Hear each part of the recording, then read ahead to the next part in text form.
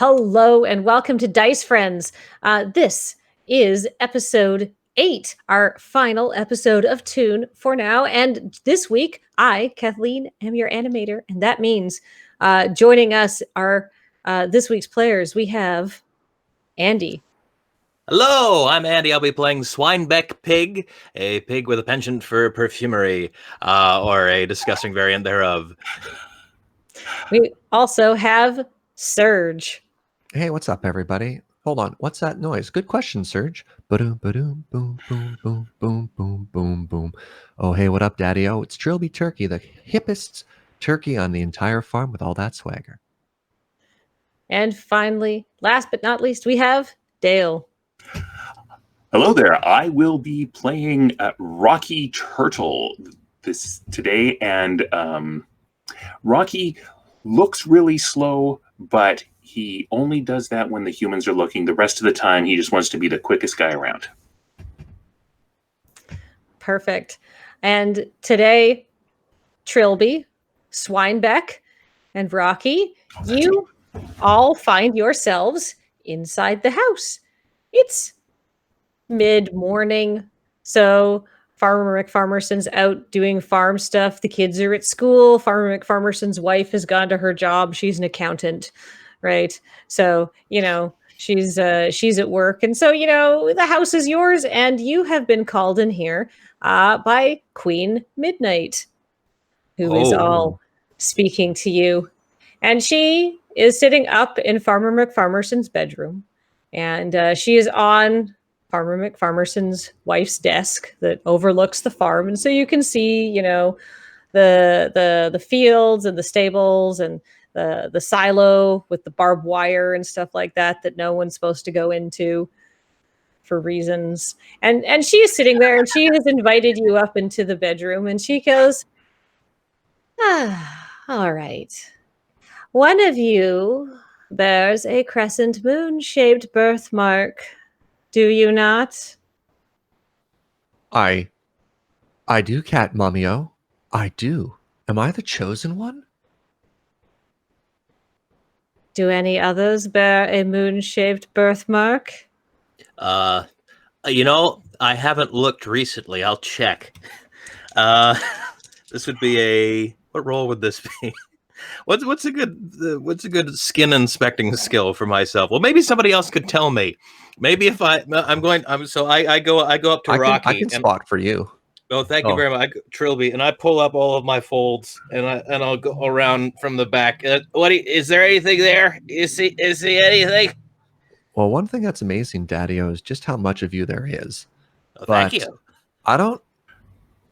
I failed my spot check for what it's worth. I don't see anything that looks like, a moon.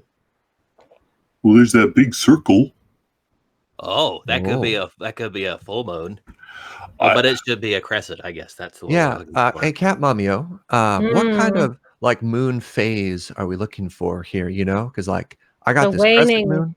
The waning moon. Oh. That's another word for you have a waning crescent is the perfect cartoon crescent. That's the Mac Tonight crescent moon is the waning crescent. Wow.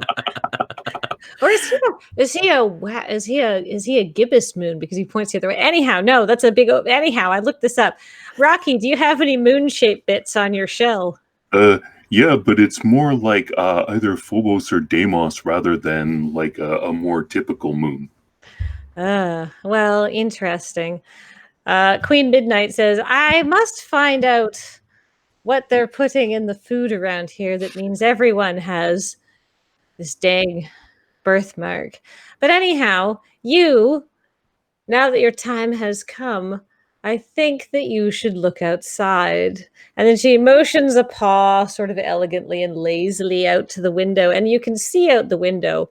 We'll just say that you get up onto the desk and you can see that there is a black SUV that is parked beside the big grain silo. And it has on its door in very nondescript white writing that you can read because it's narratively important in this cartoon. It says Waning Technologies, and there's a crescent moon logo that matches your birthmark.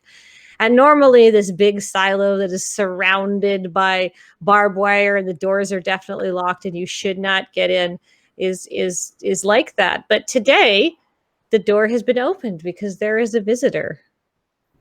Oh. You know what? I always felt like I was destined for something amazing. And I know that I said I've always been like anti-state. But if I could inherit like a mega corporation and become a billionaire turkey, I would totally take that money. Like, doesn't matter what people think as long as you're super rich with all that swagger, right, Daddy-O's? I always thought the same thing, that you were destined for greatness, like probably around Thanksgiving. Wow. Thanks, Rocky. I appreciate that. Right, like every turkey has a great pilgrimage when a holiday event happens. They leave the farm and they never come back. And I imagine that's just an adventure. And maybe it's time for my calling now. You're right. It's such a pilgrimage it is. You always see so many pilgrims with their button hats, and their buckle hats, all having a good time, having a bunch of food. What a great! I always look forward to Thanksgiving. I don't like Christmas so much. Queen Midnight suddenly interrupts you and says, well, let those happy thoughts carry you onward as you go and investigate what is wrong, because something is wrong. Can we do, as we walk towards it, can we have my music going? Absolutely. Boom, boom, boom, boom, boom, boom, boom, boom. So walk if you wanna. I'm not walking. You're going to run. I only have one speed and it's swagger, okay? But yeah, all right. Let's see it, Rocky. So I'll get to the SUV. Okay, perfect. So you get to the SUV, and the SUV is literally parked right beside the door to the silo. So normally, like there's like a door that has like a cage of like metal around it and stuff like that, and it's just open, so you can just walk up these stairs. But also, I will point out that the SUV is unlocked, and the keys are still in the ignition because it's parked in the middle of a farmyard. And who would steal it? Bold. Oh gosh. Well, all right. Well, Swineback walks up to that, and he sees the open door, the keys in it. He pokes his head in, and he says, "Hello, hello. Is everyone God in here?" No, I'm here. Oh, that's Oh, right. Yeah, forgot Trilby. Sorry, I had one of my episodes. Trilby, get in here. Check out this cool interior. Look at these seat cushions. Aren't these swell? Yo, what up, Daddy-O's? This is a fine ride if I've ever seen a fine ride. So you're Is this climbing. leather? Yeah. It is leather. It's a very nice Mahogany SUV. wood paneling on the interior? Somebody roll me a smarts. Let's fail. all roll it. Okay. I fail. I fail. All right. You don't know Yay, what us. you don't know what kind of car this is, but you suspect that despite the fact that it smells very nice and is very soft, it must be some sort of reject car because it's got like this emblem of 4 rings everywhere, and everyone knows the Olympics have 5 rings. So but I guess that's why they took it to a farm. So the engine's not running because idling is bad for the environment. But so like the keys are in the ignition, but also so you're inside the car and stuff like that. Mm-hmm. There is just an open binder and stuff on the on the passenger seat. Would you like to read it for narratively convenient reasons? Hey, Daddy-O, I found some Absolutely. literature here. Let me open this up and see what the wealthy and famous driver was reading before they came to the farm. All right. So Right. the cover of the binder says waning technologies, and it's got that crescent moon logo again. And Maybe it's like it has to do with my moon symbol.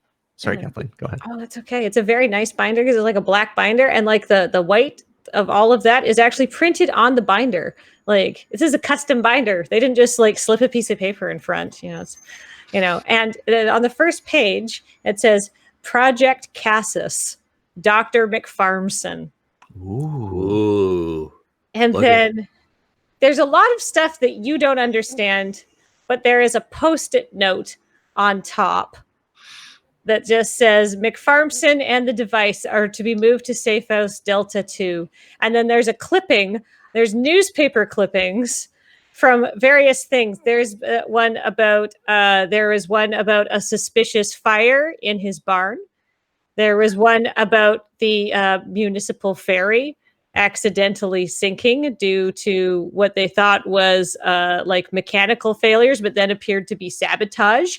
And then an automated combine harvester was hacked and went on a rampage and like went through like, you know, the nearby summer camps field and ruined their band shell.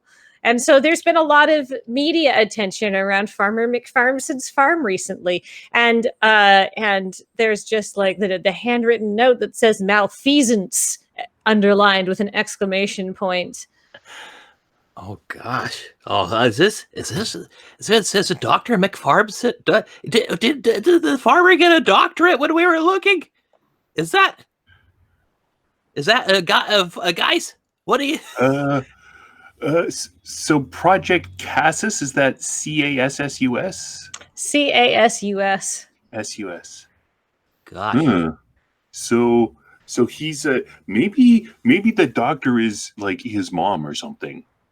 Oh, Right, baby. right. The doctor could be any of the McFarmsons. We don't know if it's Farmer McFarmson, but Daddy-O's, I am concerned that somebody is trying to take our Farmer McFarmson away from us.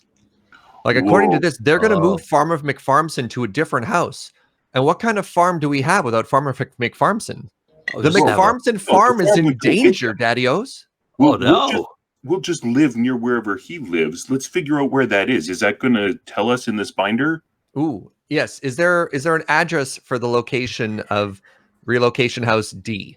There unfortunately does not seem to be an address for the relocation of House D. So, but luckily, the person who knows probably where Safe House Delta 2 is now approaching the SUV. She also appears to have Farmer McFarmson with her. You can't necessarily be 100% sure it's Farmer McFarmson because he has a black bag over his head, but it's dressed like Farmer McFarmson, and he is being thrown she looks like she's taking him to the back seat of the SUV to throw him in there. So, as a Peruvian jumping turtle, I would like to, once she's not looking, I would like to get up and see if I can peek inside the bag on his head. Absolutely. So you're going to wait till she throws him in the back. But I can't move quickly if a human's looking. Yeah. This is going to be problematic for you, and Rocky. Actually, I'm going to try and whisper to Swinebeck at the same time. Yeah. Like, we should hide. Oh, we should. Yeah. Oh no! So Swinebeck, you know how they have those things between the front seats where you sort of the clamshell that opens up. That's got the drink holders in it. You can keep like your documents in there. Swinebeck makes a mad play to try to fit inside of that. Are you going to use your liquid pig ability?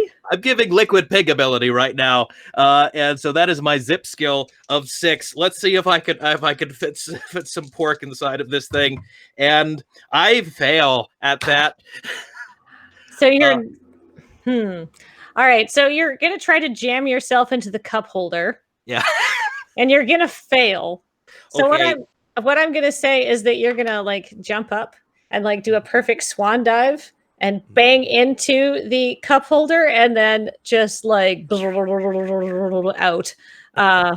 So with his head in the shape of a cup. Now it's like very squished. Yeah, with that stupid 4-ring imprint in your forehead too. So somehow they embossed the cup holders on this stupid fancy SUV. The birthmark because it probably has the crescent shape in it as the perfect. But you know what? I will say. You know what? I will give you. She is busy though, so because she's like Farmer McFarmson is like. Seems to be kind of putting up a fight a little bit and is like, or this person you think is Farmer McFarmson. So, I'm going to say that you guys can hide somehow in this SUV. Maybe you get a good seat. Swinebeck Daddy-O. This is a Suburban, which means there's an extra row of seats behind the back door. We'll hide between the 2 rows. Nobody checks there. Okay. I just hide back there. I dive. Perfect. And then hopefully this will give Rocky a chance to check under the mask. Okay, I follow him. I try to scoot back there with good old Trilby there. Good thing there's no scent other than sight that could detect you, Swinebeck. Luckily, you are in the middle of a farmyard, so. That's true. But don't worry, I was getting to that. So in that case, you guys all hide. You get in the back seat. She gets into the front seat. She takes a silver case. She opens it. She confirms that something is in there. She sends a text. No, she sends a text using her Apple Watch because she's very smart and she has a cool looking black turtleneck on. So all her technology is cool. And she goes, I have McFarmson and the device, proceeding to Safe House Delta 2. And she starts her car and she starts driving out of the farmyard. So she brought a person and an attaché case? Is that? Like a silver attaché case. All right. So can I get the case without being seen? Yeah, where's the case in the vehicle? Yeah. The case in the vehicle is, if she is in the driver's seat, the case is in the passenger seat. All right. So it might be very difficult. What kind of like stealth skill do you have? Well, I have sneak. Oh, perfect. All right. So plan B is I just duck into my shell and someone hurls me at the back of her head really hard, because then she'll her head will fall forward and we'll have a chance to grab the case. But let's see if I can sneak. Okay. I like plan B, Rocky Daddy-O. I mean, we could do plan B first. We could do reverse alphabetical. That's a lot of words that I don't understand. All right. Well, I aced my sneak check. Oh, perfect. Okay. Do you want to sneak up to the case and see what it is? You can always go for plan B and just start causing mayhem. Well, let's get the case first. Case and then mayhem. All right, perfect. All right. So I like, as Rocky goes forward, I look over the edge. I give a big thumbs up. Like, okay. So you get to the case. Are you go and it's closed. So are you going to try to open it? I'm going to. So it's on the passenger seat. Yes. And she's busy driving. Yes. So I'm going to very slowly and carefully, sneakily pass it to Trilby. oh yeah, because I'm reaching over the edge with a thumbs up. Yeah. All right. I'm going to see if I'm going to give her a chance to notice this, because this would be something moving through her peripheral vision. Oh, yeah. People have peripheral vision. Oh, I'm afraid that she does notice something is happening. Plan B! I beat her up. All right. Oh, no. Okay. So basically we're going for a James Bond approach here. Is you're going to start a fight in a moving vehicle driving through a farmyard, correct? Correct. Oh, absolutely. So this is going to be extremely chaotic. So the first thing that's going to happen is she is going to make a grab for the case to try and slap it down. And in doing that, she's going to swerve. But I give you the choice of whether she's going to be swerving left or right. Ooh. These are just some Easter eggs I've prepared. So if she swerves left, person who can actually, I'm facing back. Trilby, you make the call. I'm going to say we swerve aggressively to the left, because that would shift everything in the vehicle to the right. Okay, well, in that case, you are going to start heading directly to the pond. So instead of driving, she wasn't driving that fast, right? She was driving maybe like 20, but she was driving through a farmyard. That's why she got the SUV. But instead of like dry, bumpy ground, now it's wet, muddy ground, and it's slippery. And she's like starting to so the vehicle is going to start to shake, and the driving is going to get way more chaotic. And doing so, and then you drive through a couple of overturned apple crates, and Kenny Kangaroo, who's running a shell game for Gandrew and Ryan, just he dives out of the way, and you just see Gandrew and Ryan flap up and go, "Oh my god!" as the SUV almost like takes them out, and they fly away, and there's feathers everywhere in the air. And then she's like, "Oh," because she doesn't, she's been startled by that. That's real bad. So chaos is beginning to ensue. Quick, Swinebeck. Yeah. Gas the car. Oh gosh. So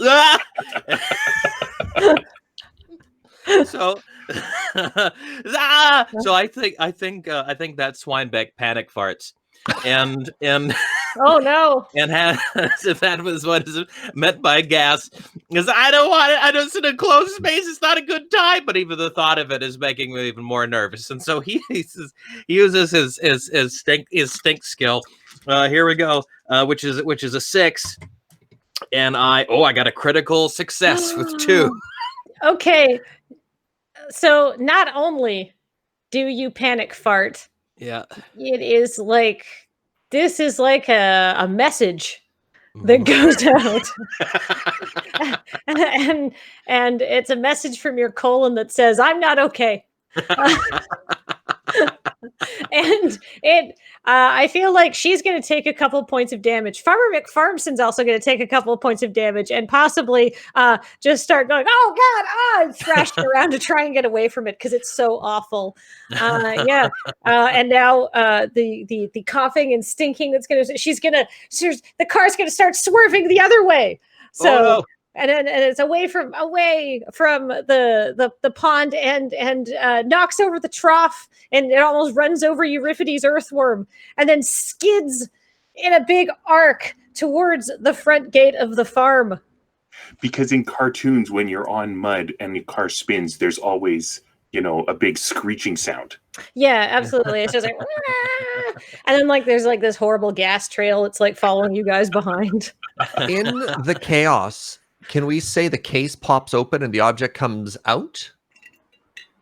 I will definitely say that in the chaos of probably Rocky, are you still holding on to the case? No, I was passing the case to Trilby. Yeah, I'm trying to reach and grab it here, and I'm imagining if she grabbed it, Rocky grabbed it, and I grabbed it, and we've all been gas bombed, and they're swerving. I'm hoping there's some climax where it pops, and then we can do like a I'm gonna actually get you to could you roll me some sort of strength or hold on to things in light of being gassed and in an unpredictably swerving vehicle? Yeah. I have pick up heavy thing. I'm gonna roll that one. I also rolled that one and I failed horrifically. I passed. Right. Okay, so I should roll for her too. Hey, she passes. So Trilby, I'm going to say that it slips out of Rocky's hand. Swinebeck is too busy farting to get it because he fails as well, right? Yeah, I did fail. But you and her, she's got one hand on the wheel, swerving wildly, coughing into her elbow, and one hand on the case because she's eyes on the prize. But you have a wing on the case, and she looks at you and is a little unnerved that it's a turkey that's holding on to the case, and there's going to be a tug of war. So let's have a fight. Let's fight our fights against one another. Can I try a fast talk, or do I have to fight? Up to you. I think that you can. A fast talk would not be efficient because there's so much going on. Because if we're getting into a mood right there, I'm just gonna be like, you don't realize that you're picking a fight with the ding ding ding heavyweight ding ding ding turkey champion of the world. I mean, I will let you do that, but in doing that, you roll up your sleeves and you let go of the case. I'm now in my full boxing uniform and I've let go of the case. All right. But I'm ready to rumble. So you are interrupted by another loud crash as the SUV just wipes out on a huge duffel bag and then takes another turn because it turns out Fedora Turkey is coming back to the farmyard. He is looking real tanned. He is talking to all of the chickens and he is telling them about how he just came back from doing a year of service with the Peace Corps as a literacy outreach coordinator for underprivileged turkeys in the Dominican Republic. Wow. But now him and all of the chickens are screaming and running around and there's feathers in the air because an SUV almost just completely clipped all of them. And you are heading straight towards the stables. So is there anything you'd like to do now? She has the case. You want to punch her? All right. I think she's distracted. I think you could just go for it. Okay. I rolled an 11. Oh, yeah, I'd say that you give her a real nasty nip and she doesn't notice amongst the chaos. Andy, I think you're muted. Andy is certainly muted. Oh no, Andy, you're muted. I hug Farmer McFarmerson one last time before we die. I grab a hold of this man that I only know in a sort of professional capacity, but I say, it was good knowing you, friend. I dry my tears against the sack that's on his head. Farmer McFarmson, for his part, says, "Thanks, Swinebeck. I'd know you anywhere." And then the SUV crashes into the stables. And remember how what was in the stables was just a suspicious amount of horse tranquilizer? Yeah. Yes. So, And a Clydesdale. yeah, and a Clydesdale. Well, that Clydesdale has just seen an SUV ram through his what's a horse stall? Yeah. His stall? Yeah, Yeah, and narrowly stable is filled missing with many him. stalls. Yeah, it narrowly misses him, but it absolutely demolishes the, for some reason, easily accessible wall cabinet filled with huge syringes of horse tranquilizers. So horse tranquilizers everywhere. And some of them come in through like some open windows and stuff like that. And definitely there's a couple. And let me see. I'm gonna roll. Perfect. She passes her dodge, so she doesn't get just stuck immediately with a horse tranquilizer. But this definitely causes her to drop the case, which then pops open. Hooray! Is the What? car still? The car stopped? Has it No, stopped? Is it still moving? It's you know what? Like her foot's still on the gas, but it's been slowed considerably by the barnyard crash. Okay. So it's not yet, but it will. All right. Do the contents of the case pop open? Do we see what's inside? Yes, you do. In fact, you see a small, narrow white cylinder that's about 8 inches long. It has a red LED light at the top that flashes and occasionally goes zoop. And it has a small button. It's just one little button in the center. It's sort of like, doesn't stick out. It's recessed. It's that kind of like cool technology. It looks like a vape pen. Cool What color's technology. Same color as the rest. It's white on white, very classic. White I on push it. white with a red. Oh, Okay, perfect. So remember how It's I a said button. that occasionally it goes whoop? Mhm. Uh-huh. It certainly goes whoop now. Cool. There, Hey guys, I found a thing that goes whoop. Well, as you are saying that, you notice that the world becomes this smear of colors around you, as the case, the lady in the turtleneck, the SUV, Swinebeck and Farmer McFarmson and Trilby all sort of begin to melt and droop and collapse together, like all the colors run, like you're What's a in this melting thing? acrylic painting. And then everything goes black, and then everything goes white, and then you hear that whoop again. And suddenly, you are in the wacky, wacky West. Whoa. You are now in the dining car of a train, enjoying a series of fine sandwiches and tea. Oh. Do I have my machine that goes whoop? No, you do not have the machine that goes voop, but you have tea and sandwiches, and there is a waiter that is serving you soup, and he says, "Today's soup is cream of tomato, sir." Daddy, Can I- how much horse tranquilizer did we just have? I don't know. But that soup does sound good. Can I have some with a greasy spoon? "I'll see what I can have chef do for you, sir." And he slowly starts to ladle some soup out. Thank And, you. this is Euripides Earthworm, the waiter, of course. What he lacks in speed, he makes up for in decorum. And he turns to you, Trilby, and he says, "Tomato soup, sir." Yes. Rocky Swinebeck. Yes. Are Yeah. you seeing what I'm seeing? I No, think I'm so. seeing what I'm seeing. If I were seeing what you were seeing, I'd have to get inside your head. But He I makes a can good see point. you seeing. What are you seeing then, Rocky? I'm seeing you looking around and holding up my order of tomato soup getting served.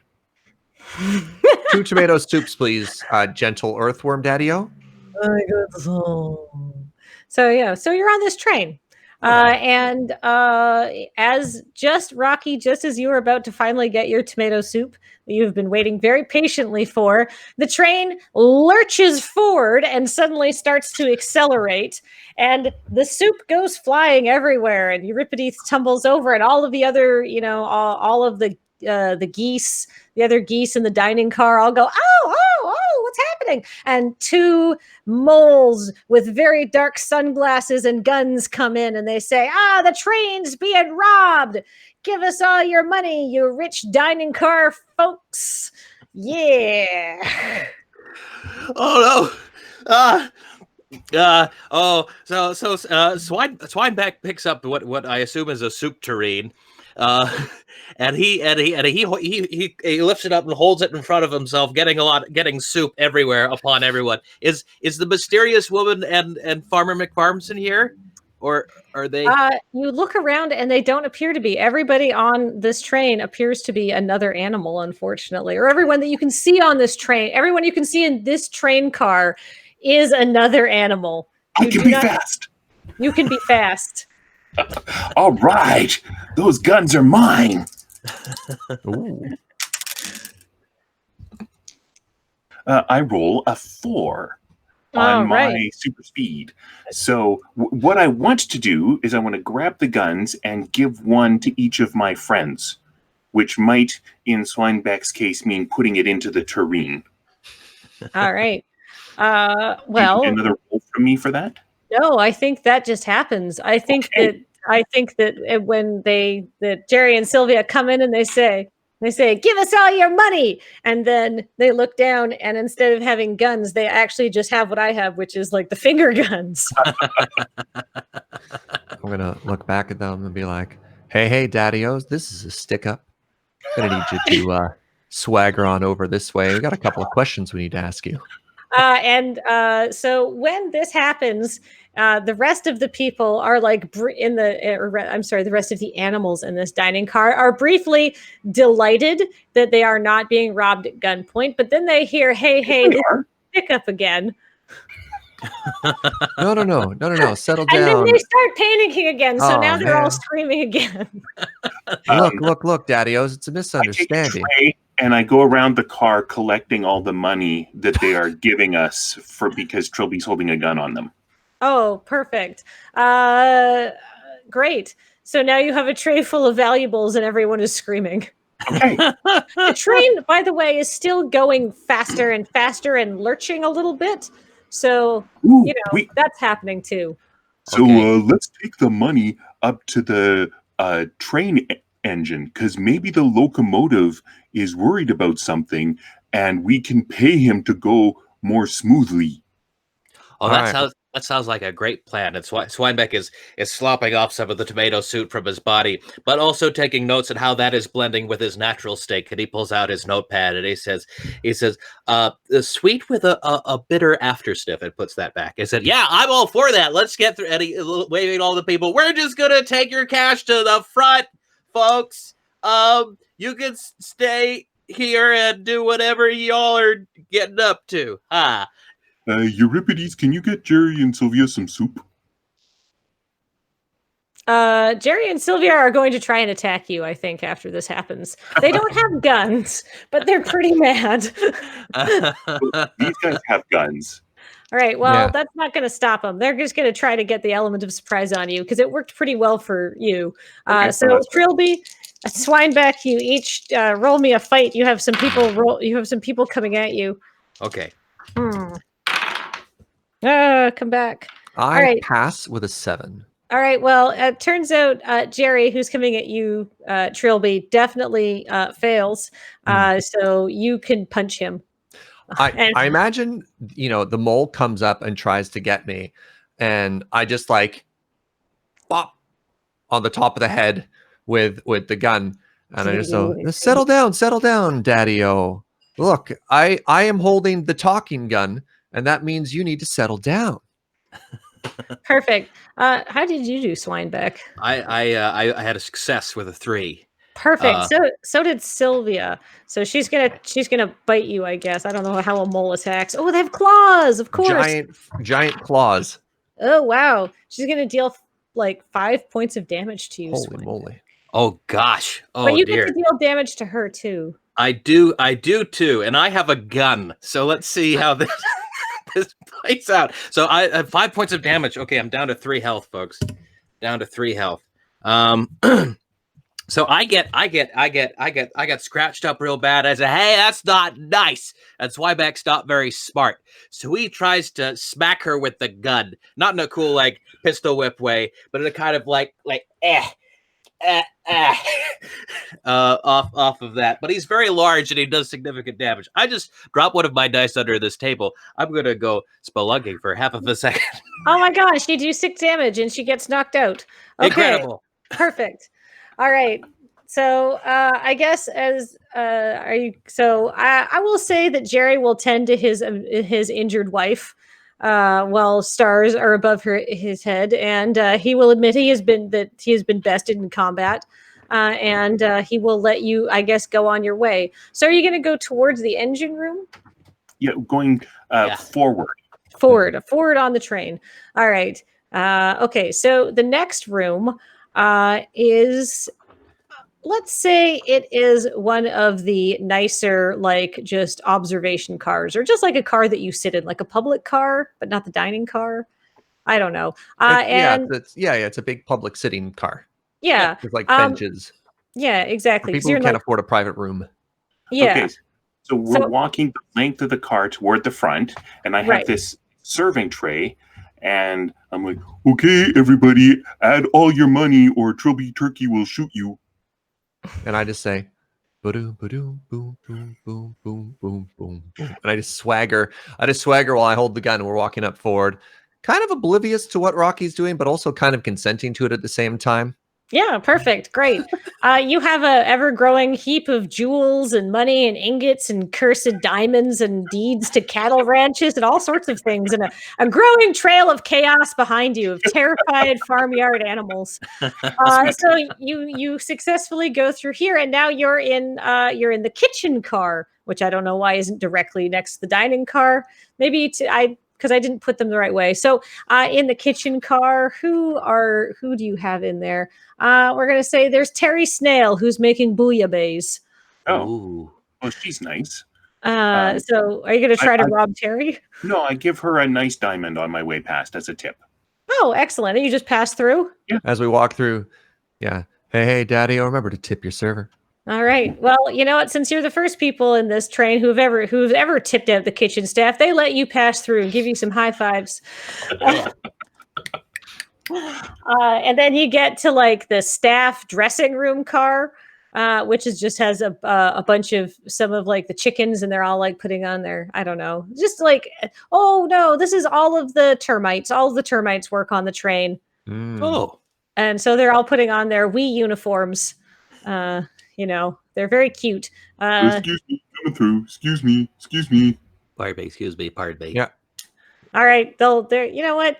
This is above their pay grade. You've got a gun. They're just going to let you through. And as you go through the staff dressing room car, or whatever the heck it might be called, the train lurches again, and this time goes from side to side or something. And then what this is the conductor's car. And then you get in. And you see that there is some sort of almighty brawl happening. You see the conductor looks an awful lot like Farmer McFarmson. And you see that he is fighting with a woman who's dressed all in black and has a black cowboy hat and a black turtleneck. And you see that the big lever that you pull down to make a train go fast, you'd go maximum speed. The top of that lever is this strange white device with a red light that blinks and a little button that goes voot on it. And they are wrestling, in fact, and punching, and they're having a huge scrap. It looks like a Jason Bourne movie in here. And I think Farmer McFarmson is not winning this fight currently, and that is why the train keeps accelerating and wrenching in speed, is because they are both trying to wrestle that off there. I'm gonna shoot into the ceiling. Just bang! All right, you have gotten their attention. They are like, I'm gonna point the gun to the front and be like, "You two daddios need to tone it down a little bit right now. You're ruining my swagger. The train's shaking everywhere back and forth, and y'all better tell me what's happening right now." Ba-doom, ba-doom, boom, boom, boom, boom, boom, boom. So she is going to look at Farmer McFarmson, sigh, and punch him and knock him unconscious. And then she is going to take out a sword, and she is going to come in and try to attack you, Trilby. Oh, I don't have my speed because there's a human looking at me. I Sorry. look at Rocky expectantly, being like, "Rocky, you're fast. Save me." She's a human. So I bet- Okay, I'll say, all right, lady, I'll give you this big tray full of stuff if you let us win. And Bribery. she goes, "No deal, turtle." But as she says this, Sheriff Plod bursts in. Oh. Because obviously a massive train robbery has been taking place. And the termites, because they didn't get a tip, were more than happy to tell Plod where the train robbers had ended up. So Sheriff Plod bursts in and she goes, "Aha, you admit you had the jewels." And then looks at the person who's menacing you with a sword and goes, "Wait, what?"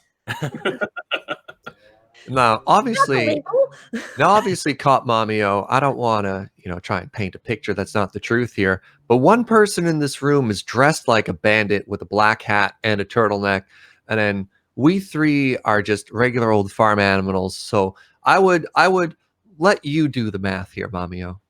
I'm gonna fast talk if I may. All right. Let's see. I'm gonna roll on. I rolled a 4 out of 6 on my fast talk, so I passed. Okay, you passed, and I'm gonna say that Plod failed. So Plod's gonna look at you and say, "Well, the last time that we did something, the last time I spoke to you, you did tell me you were quitting the police force to get a better share of of smuggling deals. But you're right. I have to assess the threat, and that woman looks more threatening than you ever will. So she." So she says to the lady in black, and she says, "Hey, hold up there! What are you doing?" And the lady in black says, "Fine.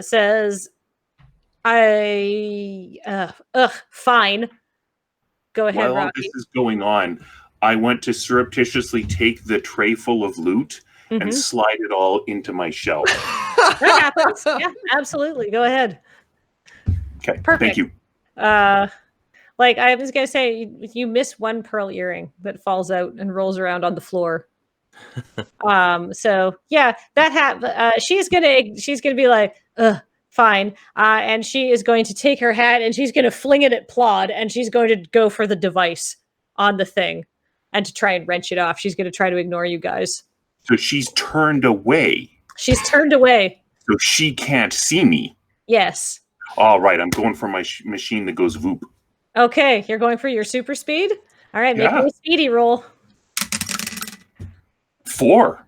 All right, you pass. So I would assume that she flings her hat towards Plod, and the second she turns away, you go super speed and cross up behind her and get onto the machine and press the button. Yes. So she's going to turn around and see a turtle sitting there pressing the button, and she's going to be going, "No, not again!" Whoop! And all of that color stuff is going to happen. Hold on, as that happens, not again? Everything is going to melt away, and Sheriff Plod and the train and all of this stuff, and you are going to plop into Hey, Paul. We'll just follow the order of the document, I think. We're going to plop you into a spaceship because now it's time for Tunes in Space.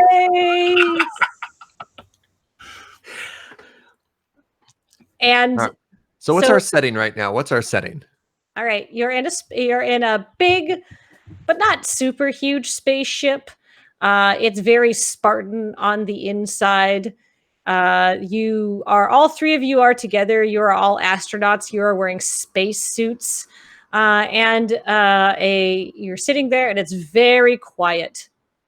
And then a computer voice named Tina comes on and says, "Hello, it is me, Tina, your spaceship AI. There is a problem with the antenna control device on the outside of the spaceship. You need to go fix it." As Flybeck says, "Hi, Tina. Do you have any tomato soup? Because I didn't get to eat any of it before. Do you?" "Rations are available." And then like a little like hatch opens up, a little like food cube slides out. It's like an MRE. It's like all stamped with like NASA or whatever. Can it be Jetson style, where like a little drip of water goes onto it and it goes bloop, and then expands perfectly into tomato soup, or does it have to be the sad little ration thingy? Well, it is. You know what? It does. It does everything you said, except it doesn't expand into tomato soup. It expands into a government-approved, nutritious 2,000 calorie block. So the small cube, you're like, ooh, expectantly add water. You're like, it's going to be delicious, and it goes bloop, and just turns into a larger brick. Yeah. As Flybeck picks it up and says, just like Mom used to synthesize. And he takes a big bite out of it. Is that good soup? Yeah. Crunch, crunch, crunch, crunch. Thank you. Yeah. So someone has told me to go someplace. So I'm going to go there. And I'm going to go there quickly. All right. Are you going? I'm going to assume that you put your space suit, or you put your helmet down. I guess you're already in a spacesuit. Doesn't matter. You go outside safely. You don't need to worry about that. Okay. You can't die in the cold vacuum of space. This cartoon's for children. So you go outside, and can you make me a roll for knowing what an antenna control device on an outside of a spaceship is supposed to look like? Yes, I can. And I got a 9, and my skill is not 9. Perfect. So there are a lot of antennas. Okay. There are a lot of little dish-shaped things. There's a lot of things that spin and whirl and flash. All right. It's cool. She said, so I wasn't really paying attention because I was excited to be moving and she wanted me to move, but I think she wants problems with antennas. So I have this big mallet and I'm just going to start wailing on antennas. Perfect. As you start wailing on antennas, you're going to get a message and from mission control and patched into your helmet and say, I love messages. And say, we were going to say that there wasn't a problem with your antenna control device, but now there is, and we've lost communication. Yes, I did it. Victory. And now you can't reach mission control anymore. And then Tina pops on and says, "Thank you." Oh, that doesn't sound good. I'd say, hey, Tina, on a scale of 1 to horribly evil artificial intelligence, where would you say you score? I mean, I did tell Trilby a long time ago that he had made a powerful enemy that day. Oh my! Tina That's was the pretty cow, evil. Serge. Oh God. Oh God. Now, Tina, Mamio, I did mention at that time that it was an accident, and I have to apologize profusely, but I understand a vendetta. Now, Tina, can you also, Mamio, remind us what our mission is so that we can swagger in the correct direction here? Oh, They're hurtling through space, which is, in and of itself magnificent, and I appreciate it, but why?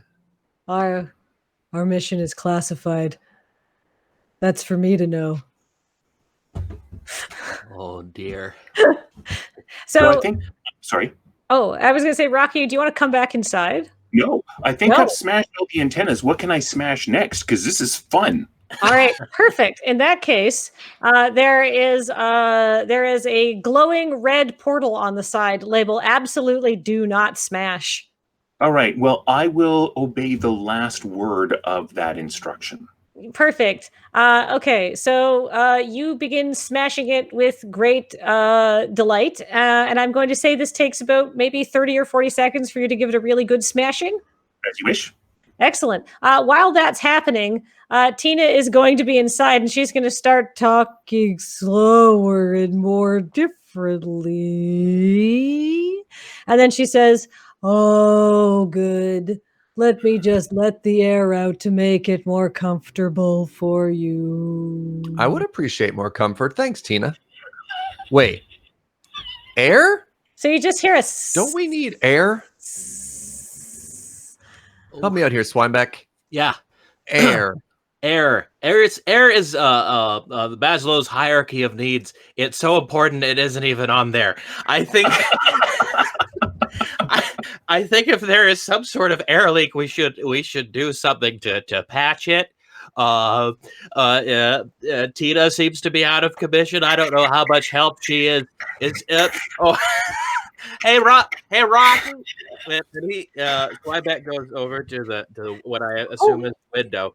Yeah, you can totally see him smashing that from the outside. What do you think he's doing out there, Swinebeck? He's just living his life, I think. Oh, I went back. Rock. No, stop! Starts making frantic cut.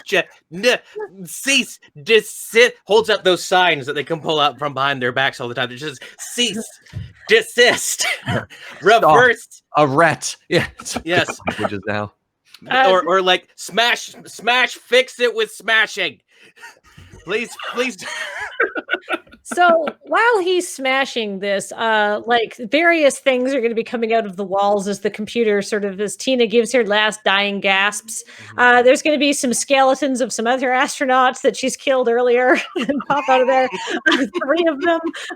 There's going to be an ironing board, 4 or 5 pounds of butter, a bunch of termites in like an experimental test colony that now they're floating through space, and they're like, "Oh, this is not good. This is going to kill our sex drive." You know what they say as they float in zero gravity because the gravity's gone off. But is there anything you guys wish to acquire while things are popping out of walls? I mean, a little bit of tomato soup would be great right about now.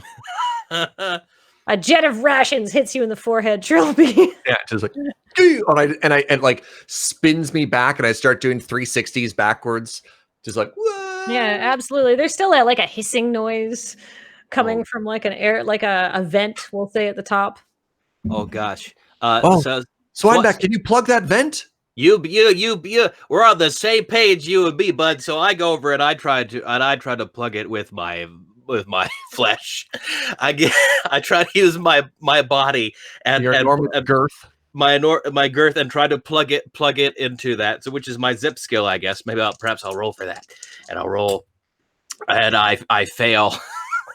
The liquid pig is not working today. Oh no! Okay, so yeah, there's still a hissing noise coming, but I'm gonna say it's like 50% plugged, probably. So it's like less hissing. Right. Yeah. Right? Yeah. You know, you got a partial seal on that because you're quite large. And then Tina just completely flips out, and there's nothing left to smash, Rocky, now. You've smashed everything on the outside of the ship.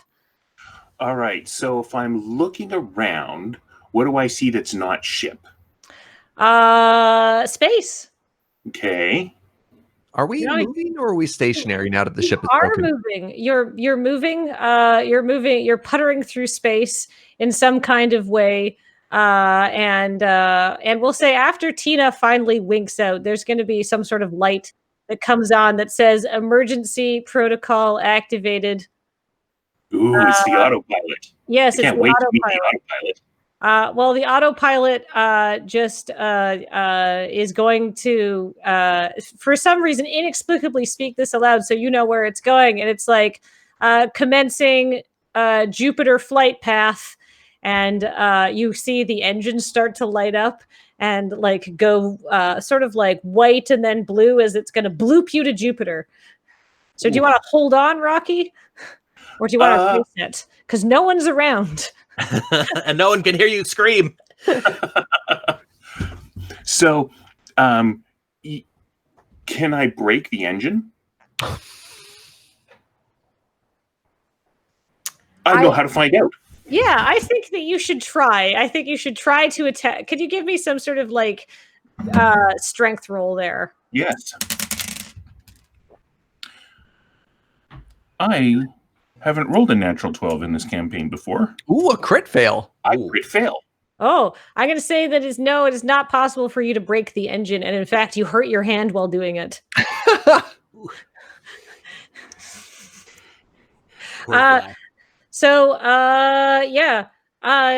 then we're going to say a little like space protective bubble bloops around the ship because I don't want to leave Rocky behind.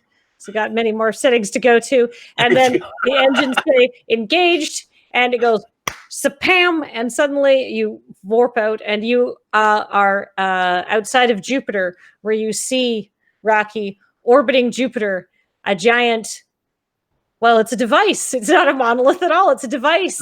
It's white and it's 80 meters tall and has an enormous unblinking red light. And if you could hear anything in space, it would occasionally go whoop.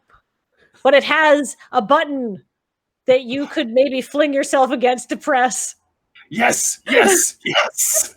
I didn't need to be the only guy who ever got to push the buttons, but in your face, and I'm the only guy who gets to push the buttons. I push the buttons. All right, so you push the button, while you push the button, you Swinebeck and Trilby, I don't want to leave you out of the action. So as soon as Rocky pushes the button, you are now in the farmhouse kitchen in a lovely kitchen. It's sort of like, like a neoclassical look, I might say, to the kitchen. And you see yourselves in astronaut suits. And then you sit down at the table and another pair of yourselves dressed in like casual clothes come in and you're playing poker or something like that. And then suddenly people pull out from the, appearing on the table as if by magic, a roast turkey and a ham.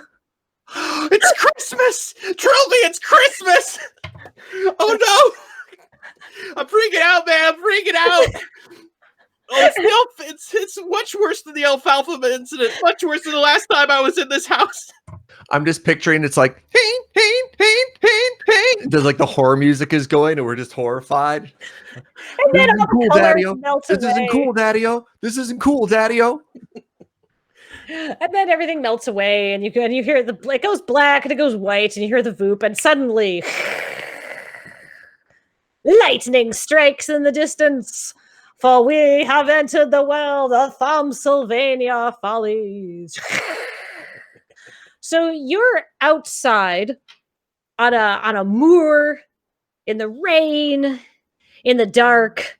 Lightning Rocky, cracks. You're no longer like looking at Jupiter or flying through space. So you sort of like splut right into the wet ground and it's muddy and there's like horrible looking scarecrows around you and like cawing in the background, and you see a sign that says "Welcome to the free communist state of Plodzistan." And you see, but you're back on Farmer McFarmson's farm, or some version of Farmer McFarmson's farm. All the animals here look very downtrodden and sad. But there's a light on in the farmhouse. And you can see that there is some activity there. Ooh, what's the silo look like? The silo looks like it has been broken in a battle here. Oh. It looks like there's been some sort of like attack on it. Yo, Swinebeck. Yeah. Rocky Daddy-os. Uh-huh. I think that button is evil. But it goes voop. I know, the sound is very satisfying. But I just saw myself, and brace yourself for this, Rocky, at Christmas dinner. It wasn't good, man. It- It really wasn't. So important question. Was there soup? And if there was turkey it soup. okay? So, because sometimes they serve turtle soup. Oh gosh. Well, it was in the farmhouse kitchen, and there's the farmhouse over there with the light on. Oh, I- we can fix this. We Oh, can yeah. fix this. Yeah, because we go to the garage, we get the gasoline, and we burn down the farmhouse. Even if we burn down the farmhouse, we gotta set this right, Daddy-O's. We gotta get that button. We gotta rescue the farmer, and we gotta stop whoever that person is, because So she's that- also evil. That sounded like step 2, step 3, and step 4. Was that right? I mean, I guess we could do it after burning down the farmhouse, but Okay, if we good. don't We're on the focus same on this page then. button, if we don't focus on this button, Yeah, we do, demonstrably. but what if we burn the button and we get stuck here, Daddy-O? Lightning wanna crashes listen to it. ominously. I don't. Ah! Yeah, if this is the place where I've been shown various forms in which I will die, I don't want to. I don't want to risk not finding that button. Can we maybe look for the button in the house first and then burn it down? Okay. I think the light is a clue. Okay. So we're taking gasoline with us into the house, but we're not dousing as we go, or we are dousing, but we're not igniting. I'm You gonna can say douse that, it. You do you, Rocky. You do you. yeah, But I would yeah. like to rescue the button. Go ahead, Yeah. Kathleen. Sorry. I was gonna say, Rocky, picking up and dousing things with gasoline is a free action in this campaign, so feel free to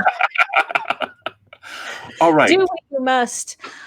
So I'm going to douse the house in gasoline, but I'm going to idly take some precautions not to ignite things yet. Okay, perfect. Okay, but it is ready to go up like a matchstick, like Sure. a match, book of matches, a thing that's been doused in gasoline. And Trilby Where- tells me. Perfect. Where is the light in the farmhouse? Which room in the farmhouse has the light on it? It is the kitchen, in fact, the kitchen that you just saw. Okay. So we're like, I imagine the three of us are going to be huddled up to the door. Like Yeah. Swinebeck and I are shivering. Rocky's continuing to douse things in gasoline. And it's just Right, like yeah. Swinebeck. Arm Yeah, in arm, like perfect. in the Wizard of Oz, Ooh. when the Scarecrow, the Lion, and the Tin Man and Dorothy are walking Exactly. through that creepy forest. Yeah, Just kind of yeah. huddled together. I don't know what we're going to find on the other side of this door, Daddy-O, but we're going to do it together. Are you gonna like? We're gonna say it's like one of them like split kitchen doors. You know, like you've seen them. So Yeah. if you want, you could like do a little peek. You know, Ooh. without having to totally open the door, you could just get the bottom open. I a like bit. that. I'll start pushing it. Just And And then- luckily, in this creepy setting, that sound happens all the time, and no one thinks anything of it. Yes. and then dramatic lightning bolt. God, thunder. And what do we see? You see. You see, Swinebeck, are you looking too? Oh yeah, sure. I'm all right. horrified, but I'm looking. All right. Swinebeck, you actually see another couple of the pigs that you know from, being also a pig and in Pig Club. You see a compatriot of yours named Napoleon, Of course. and it looks like he's but him and a bunch of other pigs and a bunch of other vampires are all playing cards, and they're joking about how they sent Euripides Earthworm to the Earthworm glue factory. Oh. And there's a big banner in the back, just so you get this one, that it says 4 legs good, 2 fangs best.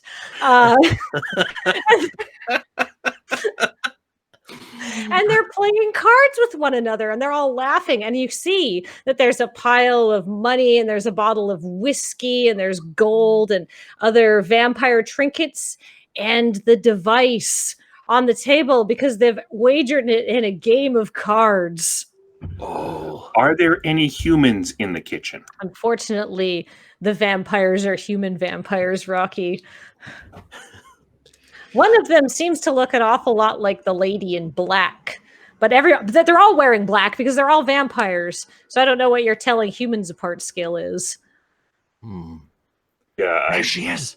Yeah. There's the button. Rocky, maybe if you lit a small fire, it would be a distraction. And then we could sneak in and get the button when they're not looking. Oh. All right. Just what you want, Trilby. Okay. The house goes up like a matchstick, and everybody starts looking around, and the creatures. Is there smoke? There's smoke, and in the smoke and the haze, it's difficult to tell which ones are the pigs and which ones are the humans. But that's okay, because in the chaos, I'm going to let basically any one of you grab the device. Well, can all three of us reach for it at the same time? Absolutely. I mean, if there's smoke, I can be fast because Yes. she can't see me. That's right. So it just happens. You can grab the device, you press it, and Right. We can all three press it together this time. Yeah. Oh, thanks there. it's like a bro fist of power. But what with our index fingers or whatever you two have. You, and we go to a commercial break, and when we return, we see where the device takes you next. Stick around. There'll be more tune coming up after this break.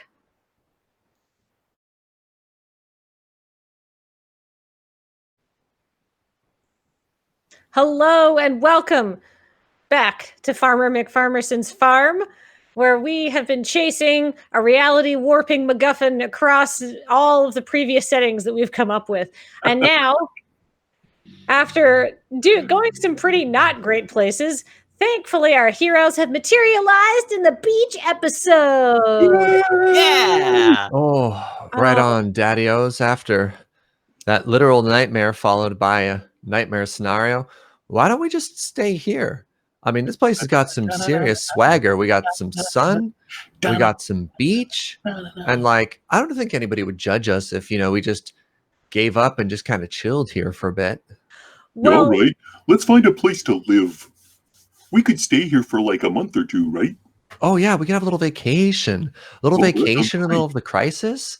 Oh, that's my style, Daddy-O's. Yeah. Hey, maybe there will be like a sandcastle building competition, or we could like force people to have a sandcastle competition. well, Fancy, you should mention judging. People judging you. So you can see that there's sand and there's surf, and instead of the dark and cold awfulness of Farmsylvania, the warm sun is on your face, and you just hear happiness in the air. Oh Turn yeah, I puzzlement like this. and confusion, because what you are is you're Right. standing on a stage for the battle of the bands. Oh, Swinebeck. drums. So Rocky's on the drums. Swinebeck, what do you want to be on? Oh, I got the bass, Jack. I got those 4 strings. All right, and Trilby, what are you playing? I guess I'm the vocalist. Wait, no, that means I'm gonna have to sing a song. Oh crap! Well, you're the vocalist. Well, hello everybody, and welcome to the Barnyard Band. I'm Trilby Turkey. Woo! Joining me, I got Swinebeck and Rocky on the drums. And we don't know how we got here, but we are here to rock you. Now, what exactly is the category we're rocking you on? Is there a big crowd? Yeah, there's quite a big crowd. Lucy and the Goosies have just were the people who played before you, and they're quite popular. So, but your band is also said to be the second best good band. Dang right. In this. So, Yep. I felt really bad that we missed the band competition. Now the band was over before we get there. So why not start in it? So how do you want to win the crowd over? Ooh. Well, by playing the best song that they've ever heard, of course. Also, I have a shell full of stolen loot. I'm going to start hurling it into the crowd. Aim for the judges. Bribe the judges. Yes. Oh, so is there a judge's table or? There is a judge's table. It is. Let's see, who's at the judge's table? It's Jerry and Sylvia, actually, and they are very open to the idea of grift. I'm going to say. Excellent. Yeah, we're the Barnyard Boys and the Grifters. Yeah, sure. All right. Well, perfect. So you do that, and presumably the crowd goes wild. People love Amazing. this. Jerry and Sylvia, the judges, are jamming jewels into whatever pockets and While crevasses we're a mole might jamming have. notes. Yeah. Yeah. What's your song about? So the original song we had was about, of course, the ultimate surf lifestyle, which I think it's up there. I believe the title of our track previously was Surfing Farm SA. Right. Yeah, was the title there. Let's see if we can't think of some lines. I need to remember how that song actually goes. Bringing that up. I realized I took the bass. Maybe Trilby should have had the bass. I mean, my whole Your my whole entire life is thing the for this bass whole line. track. You know, I was like, of all the instruments for Swineback to take, when my literal intro was a bass line, I was like, you know what? Sure. I'm sure. sorry, Playing but the bass for you, And the Serge. two people on either side are literally musical theater people. But sure, let's leave it to Serge to be the vocalist here. Brilliant idea. Brilliant idea. I'm looking for lyrics here. Serge, Yeah. how about you just make me a fast talk roll? yeah. All right. Perfect. Ba-doom, ba-doom, boom, boom, boom, boom, boom, boom, boom. I fail. Well then, And we bribed them well.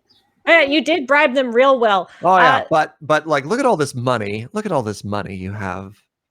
All right, Look, at the end of the day, it doesn't matter what people think. It doesn't matter what you do. It just what matters what people believe. And I believe. Here's some more money. I believe that we, the Barnyard Boys and the Grifters, are the best band. Here's some more money that y'all have ever seen around these parts, right, mommy-os and daddy-os, and all of the don't match that description of yos. No, everybody's open. Everybody wants to be bribed off with precious jewels and like stacks of like antique coins, right? Because they're all antique coins at this point. So Yeah. you know, Needs to farms. yeah, no, people And are. and you know what? You know what, friendos? I also have a couple of extra coins for all the other bands coming after behind us to just concede. Well, you were playing last, so Even better, even if- better. So what means is the plan worked. yeah, perfect. I'm gonna say that. Are you handing out these jewels carefully to No. people? No. I'm going to say a brawl ensues. Ooh. And then you do hear like Dick Dale music coming in as fighting overtakes everything. And by the way, Lucy is pissed because her band is really tight and they practice all the time, and that's why they win. And she is annoyed. So she's gonna come over to you and say, absolutely not. And she's got a bunch of like loosey goosey stands who are also annoyed. There are the other geese. Obviously, Lucy is gonna be like, "Hey, man, we earned this trophy fair and square," and she's gonna make a break for the trophy table, and the trophy looks an awful lot like that stupid device you've been chasing on a plinth, and so she's gonna go for it. So I'm gonna shout if out. we let her have the trophy, do we get to stay on the beach? Oh, a maybe good we go backward question. after a little bit. You know, that's a really good idea, Rocky. I'm just gonna be like, oh no, the square is making a break for it and totally breaking the rules.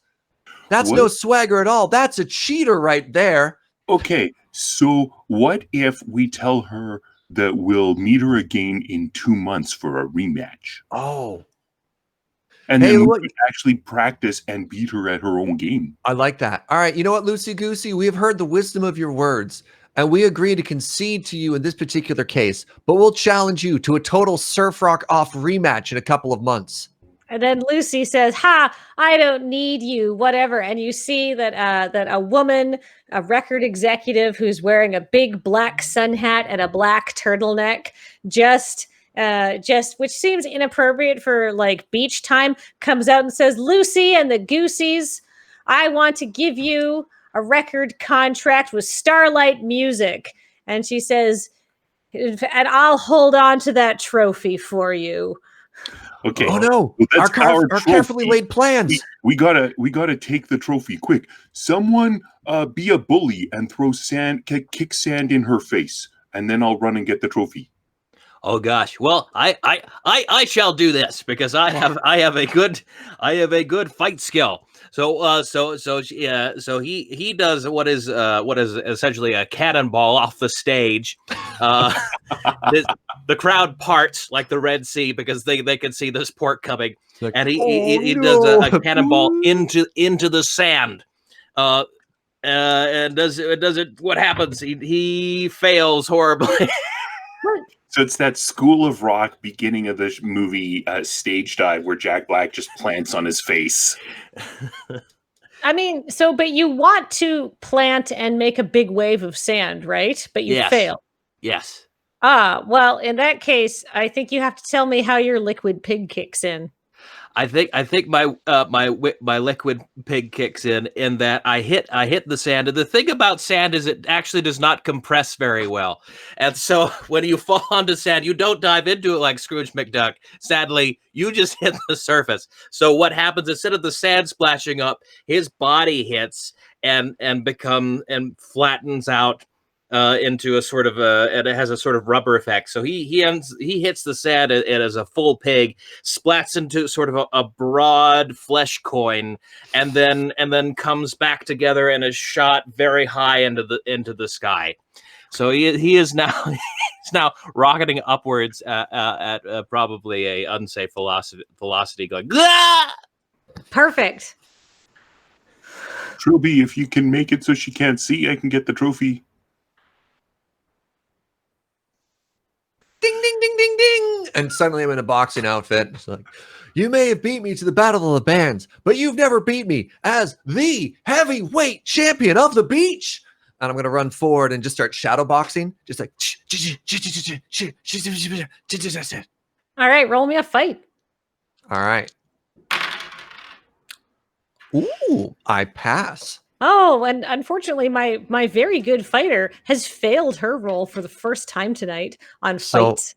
if I may, what I imagine yes, I want to please. do is, I'm all about those moves, Yeah. right? So I actually start creating multiple shadows of myself around herself, and like I'm running around. And as she tries to keep up with the super speed of Pro Boxer Trilby, she'll be looking in all kinds of different directions. And then I trust at this point, Rocky will see that she's distracted enough that she's not watching. Wink, wink, nudge, nudge. Wink, So wink. the moment I can use my super speed, I grab the trophy. All right, make me a roll for it.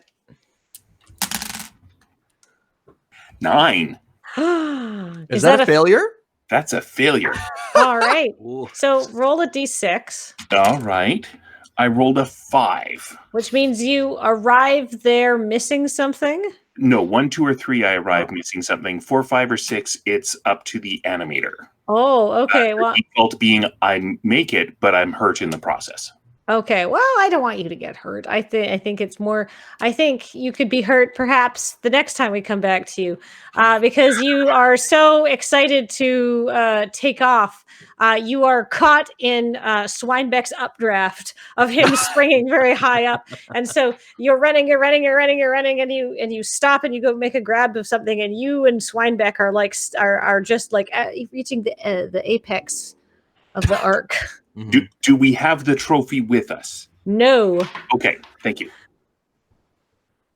But this lady is shadow boxing Trilby, and there is another fight breaking out.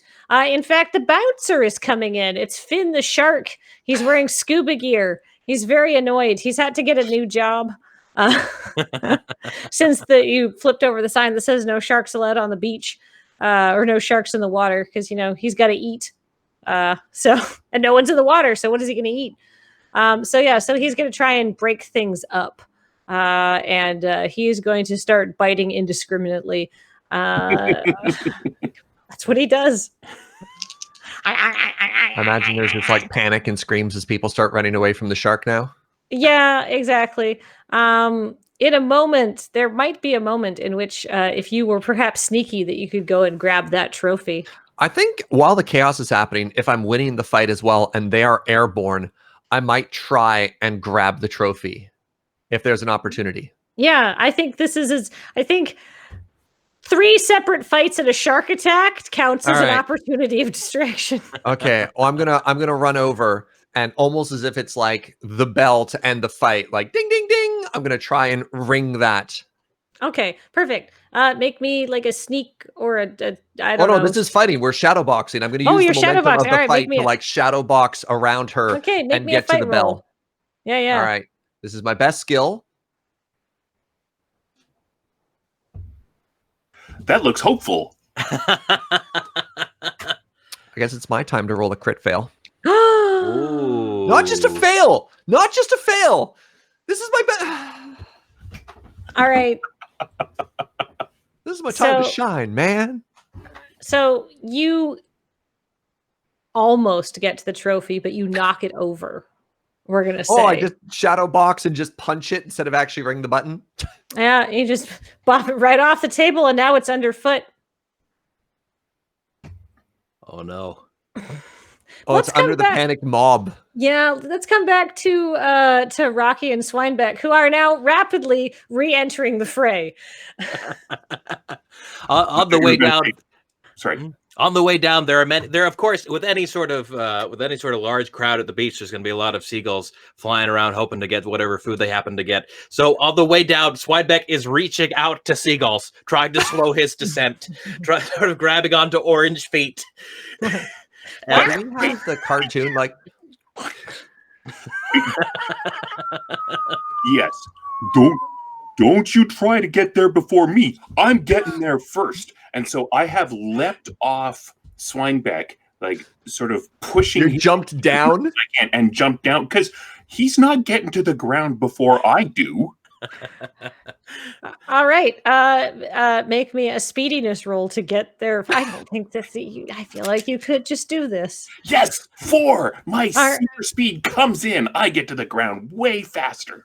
All right. Swinebeck, what kind of not landing on your friend Rocky when you approach the ground at high velocity skill do you have? I have a sleight of hand. I could take all of these seagulls that I have accumulated. Oh, yes. And fashion them into a sort of grisly Icarus wings. Yes. And try to. So what would that be? I could say it takes a lot of chutzpah to do something like that. So let's say this is a chutzpah roll that I am now flapping horribly, trying to have some sort of better landing, at least. And of course I fail that.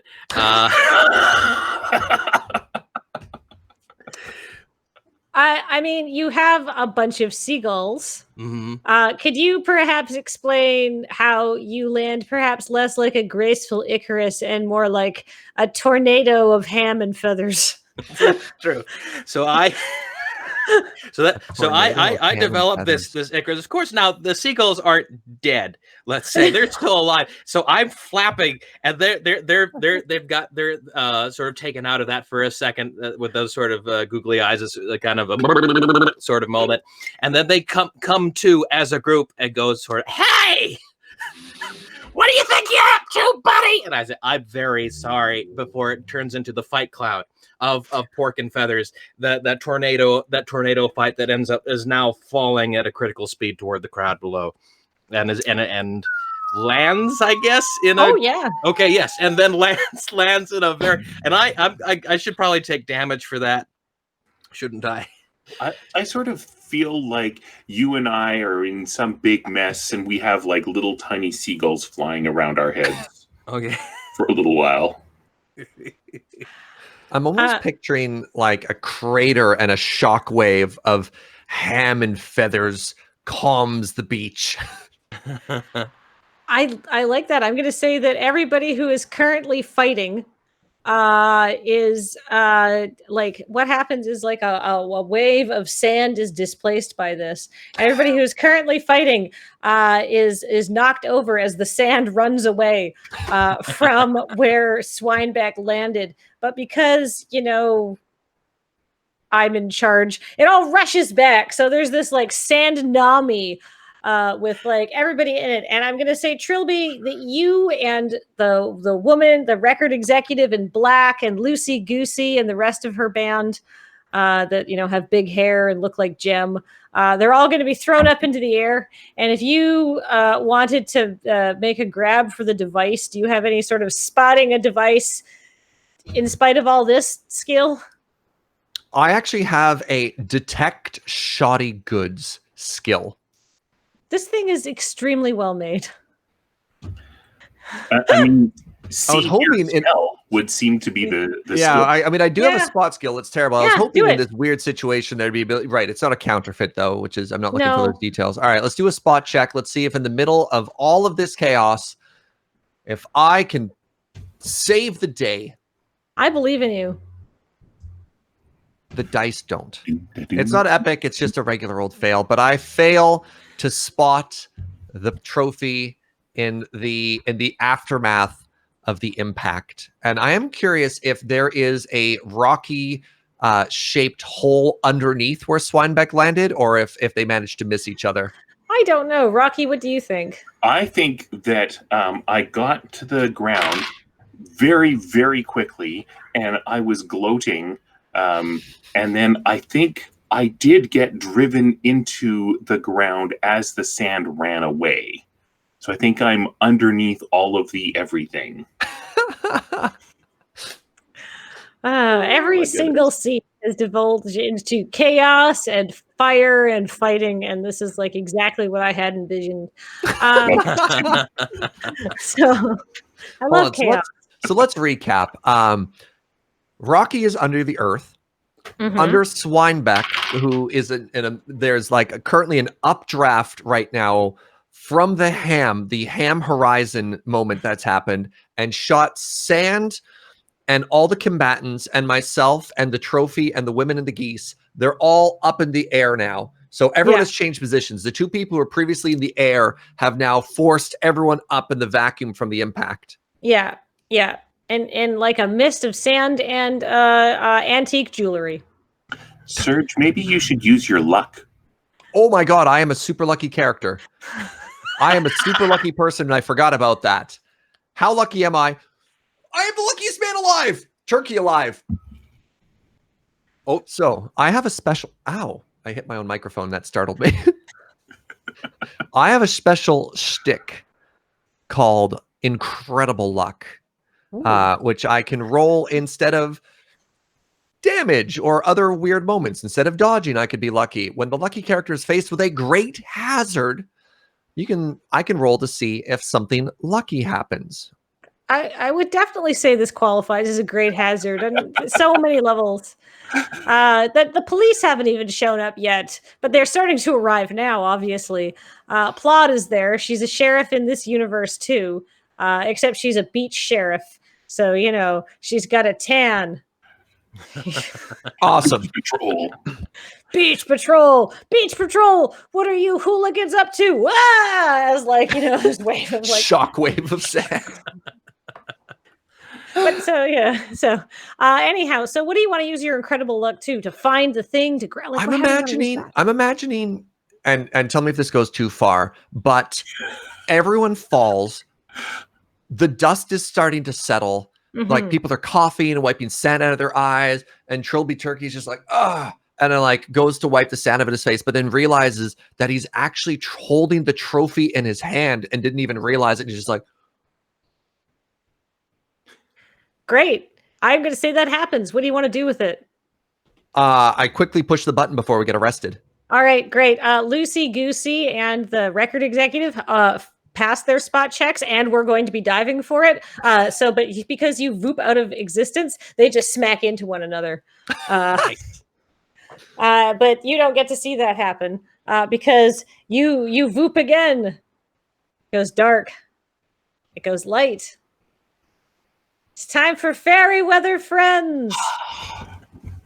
So, but it's not where you expect. You're not in an enchanted forest. In fact, you appear to be in a trendy warehouse, and you're all laying on the ground, somewhat dazed. and there's a lot of well-dressed fairies around you.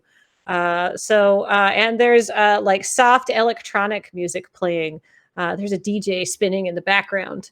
You look very disheveled, but luckily that kind of look is in right now, so you don't look too out of place. Everybody's very cool here, so they're all wearing just like old T-shirts, very casual, very casual. Hey, what up, Farios? What up? Swidebeck stands up, spitting out seagull feathers and blood, and says, "All right, listen. I'm getting kind of sick of this little tour de force." Or it's not the right word. This tour around these various realities and universes. I just want to get home. We know the game. We gotta find the thing. We're at a warehouse. It looks like some sort of underground cool dance party. What looks like a thing with the ghost boom? Just can we concentrate on that, please? All right. More blood, more seagull feathers, please. Let's just find it.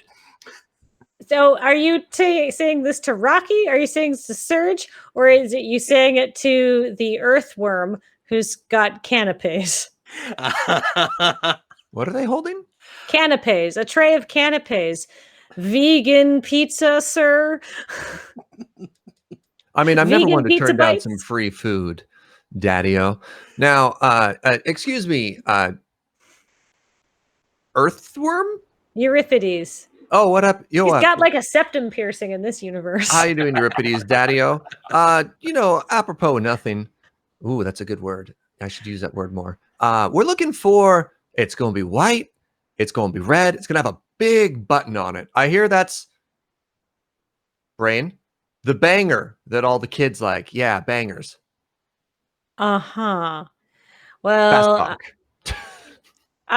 I mean, luckily for you, he's gonna be like, yeah, most of the people are here to see the sculptures, and because like this Euripides earthworm is like a crappy hipster, I guess, and so I guess you don't want any of these chickpea and arugula pizzas. And then he motions, and then there's like a stack of pamphlets for you to read. Would you like to read about where you are? I would absolutely love to read about where we are. All right. So you are at the opening for a new series of conceptual sculptures made by one Alphababa evil witch. With the success of her horrible tourist attraction, people have been reassessing some of her work. So you can go on a little tour and you can look at all of her pieces of sculpture. Do you want to go and do that? What are the chances that the art is the MacGuffin? I would say very high, Serge. Swanbeck grabs one of the little program things and really starts very seriously starts pouring through it, while daintily grabbing one of the little mini pizzas from Euripides and bunching. Yeah, not so fast, Euripides. Not so fast, Daddy-O. and Trilby's one of those people that like has a napkin and just starts loading it up until like I'm gonna say Trilby takes a good 60 to 70% of the food that's on that tray, and it's just on the one napkin. Oh, perfect. Good. Yeah. Anybody else want Daddy-O. some? I mean, I think I'd have some pizza, and I'd be about to ask for like some bacon bits to put on it, and then I'd like look over at Swinebeck and then not ask for that. Perfect. All right. So you load up and you come to your you just want to go look around. There's some cool people. You can talk to people. Let's do this art tour. Let's do this art tour. Like, all right. Trilby Turkey. Cool person number one. Oh yes, hello.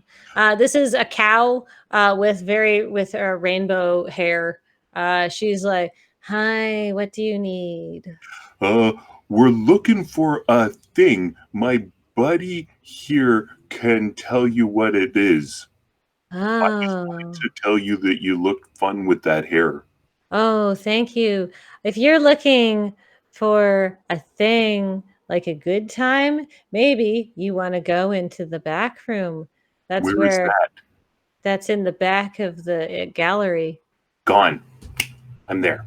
All right, you're there. You're in the back room of the gallery where Kenny Kangaroo is holding a safety meeting.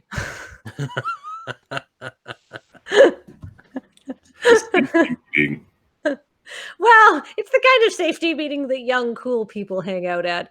Yes. But you can see that you can see all the sculptures from the back here. So there's one there's one that is called 100,000 needles. It's 100,000 needles with a piece of straw somewhere in there.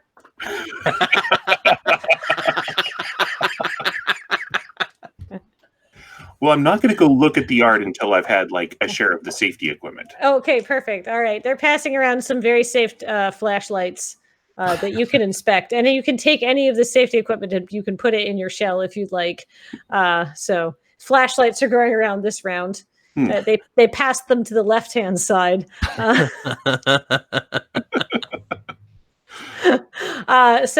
Anyhow, this cool looking cow with rainbow hair goes, and you see a beautiful dog with very long flowing golden hair, and she appears to be on a date with somebody who looks exactly like Hank Sheepdog if Hank Sheepdog had fairy wings coming out of his back. Oh.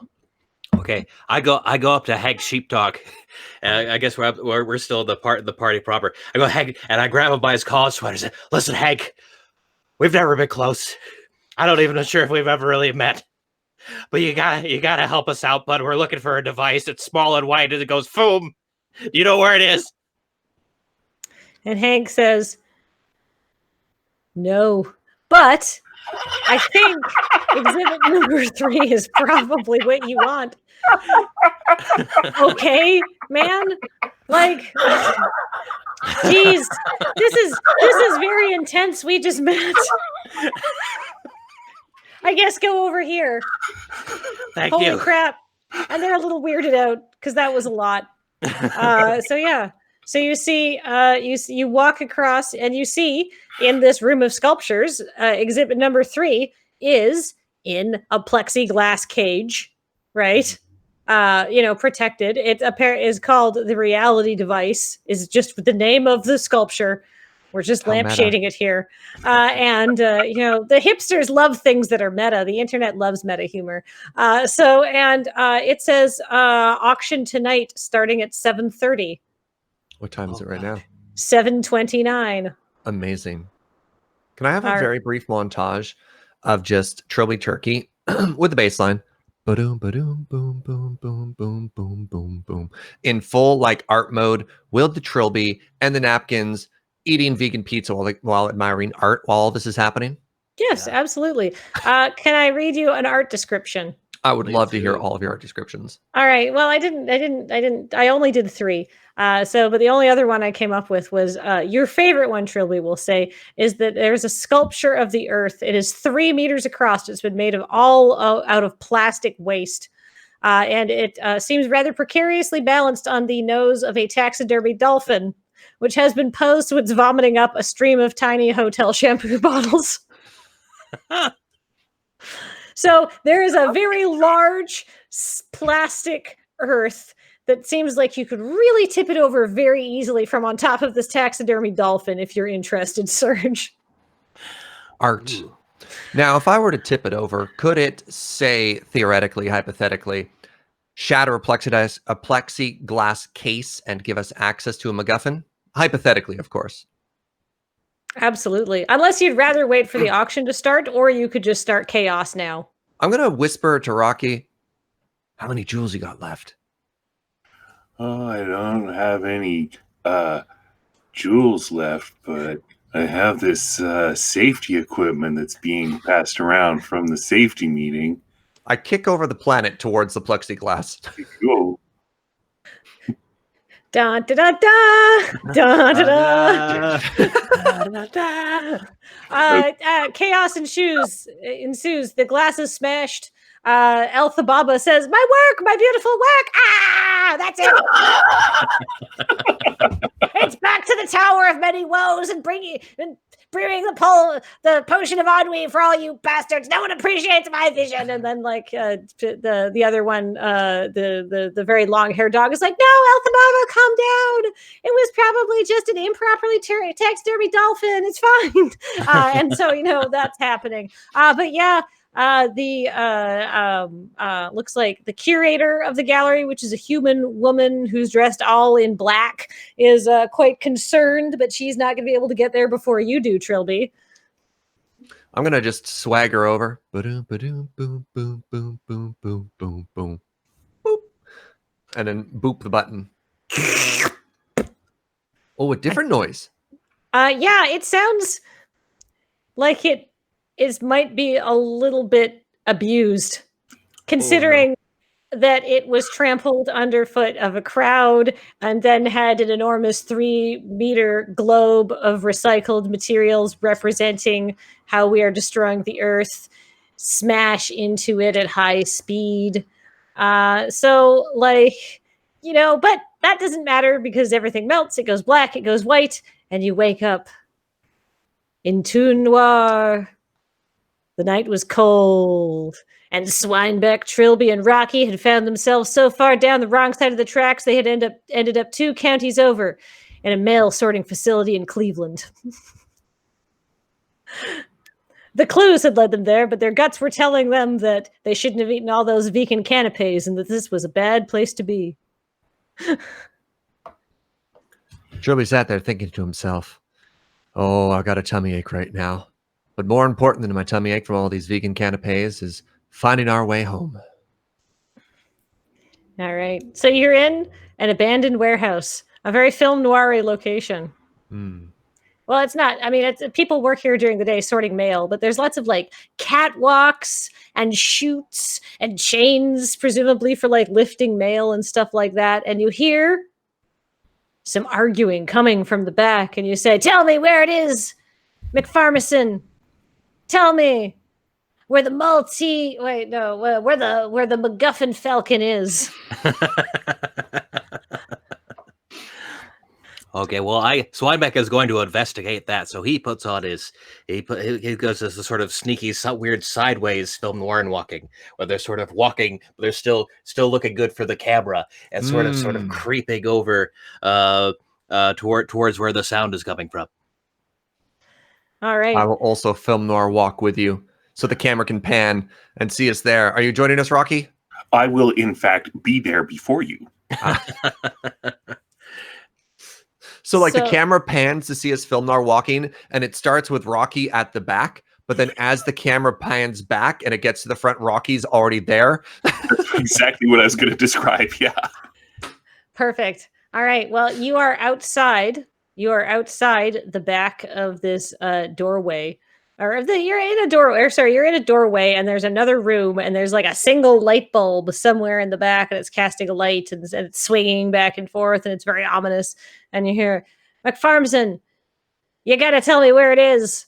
And there's clearly been signs of a struggle out here, and all sorts of things. Oh gosh! You guys still have your guns, right? I reach into my back pocket, and I've got a Western revolver. It's got a little bit of sand in it, but it's ready. Mine's covered with blood and seagull feathers and some pretentiousness from the art gallery. And he wipes that off, and he goes, "Yeah, I got it." All right, Swinebeck. You ready? I don't know what we're going to see when we get in there, but this might be our ticket home, Daddy-O's. Okay. I'm up for it. I'm up for anything. Rocky just goes through the door. No, I opened it for you guys so that you guys don't have to you are done. So I'm going to take charge of opening the door so you guys can be your fierceness. Sure, yeah. All right, how do we enter Rocky? Or pardon me, Swinebeck? Well, I guess we kicked the door in and look really cool. Yeah, but like film noir entry. So I guess how would one dramatically enter a scene film noir with 2 pistols? You kick the door in and look really cool. Well, keep in mind, perfect. we both look really cool with our guns. Yeah. All right. Nobody move, Daddy-O's. Go ahead, Kathleen. Yes. Well, I want to say that Rocky had already opened the door for you, so you go to kick in the door, but you sort of kick where the door was. You do that thing where you're walking downstairs. Miss a step. Yeah. Yeah. Oh God. So we both stumble into the room, just like. Perfect. So you both stumble into the room and you startle someone, and she's wearing, a black dress, and you're not surprised at this point. And it's the same woman you've been seeing the whole time. And Farmer McFarmson's there, and he's tied up, and he's like, "I told you, it's an Istanbul. You'll never track it down." Oh, gosh.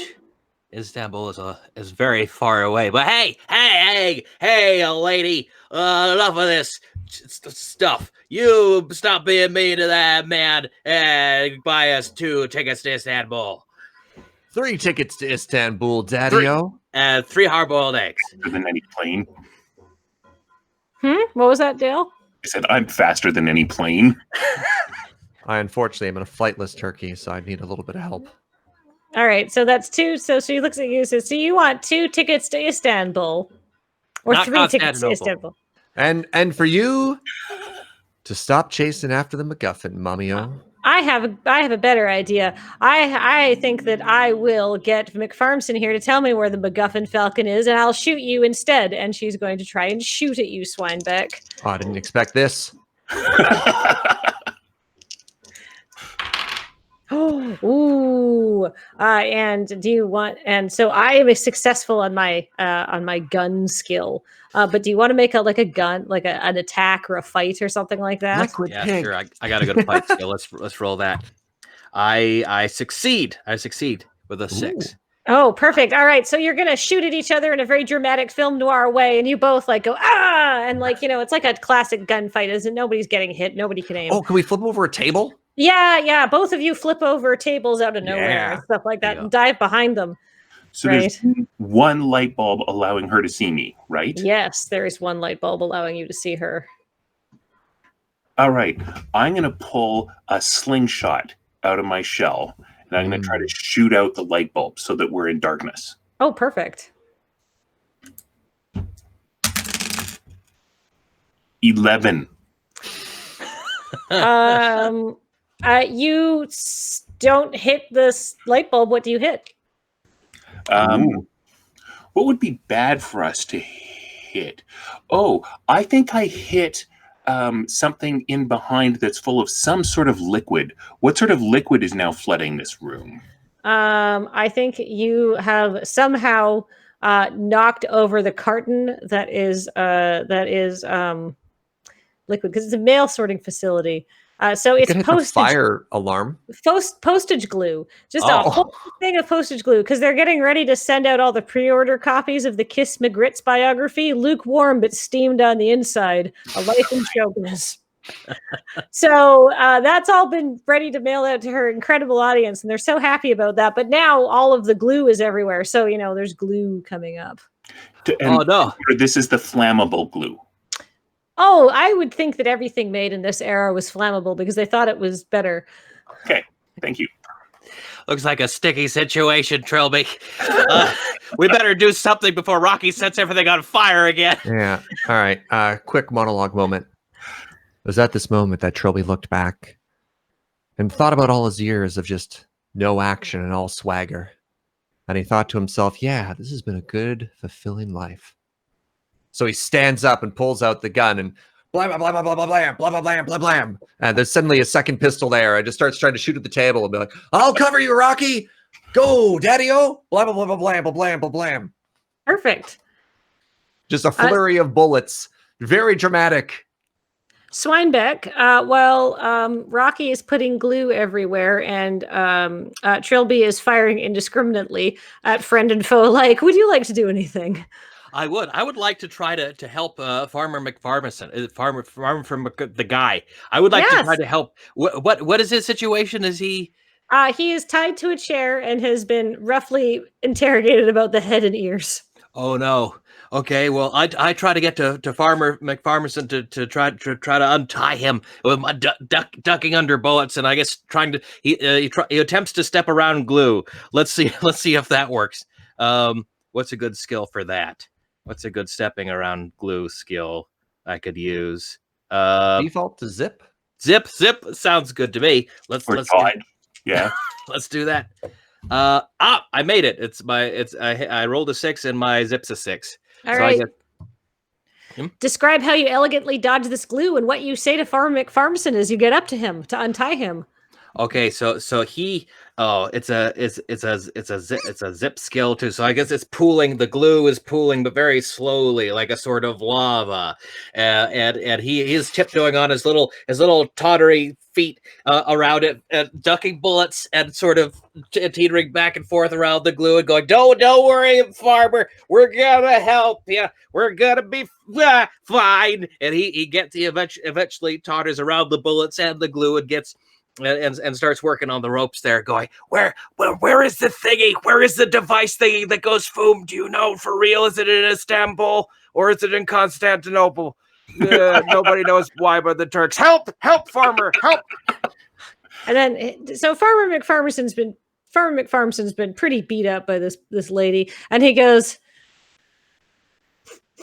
Swinebeck, is that you? I'd smell you anywhere. Swinebeck, you're always my favorite. I was never going to make you into a ham. Oh, that means so much. Thank you so much. I apologize for all those horrible Christmas cards I sent you. Swinebeck, it's too late for me. It's not in Istanbul. You got to go to the bus. You got to go to the bus station. The bus, and he presses a token into your trotter. Yeah. And it's a little round thing, and it says 41.